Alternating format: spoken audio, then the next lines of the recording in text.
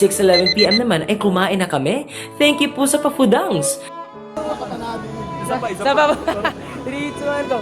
Hi mga kapanalig! And bago umuwi for the pictorial with family, friends, and kapanaligs. Hello sa mga kapanalig sa barian.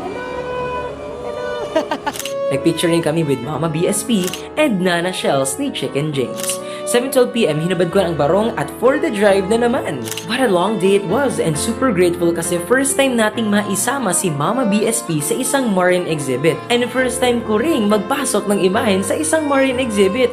Maraming salamat po sa Recamaderos de las Santas Imágenes sa mga bumubuo nito para sa pagkakataong ito na makabahagi at maging kaisa sa pagbabahagi ng halimuyak ng kabanalan ng Mahal na Birheng Maria sa pamamagitan ng kanyang mga titulo at larawan. Punta po tayo dito mga kapanalig mula August 16 hanggang 29 and get yourself the chance to be amazed, to reflect, and get much closer to Mama Mary through the beautiful and inspiring images here at Robinson's Pulilan.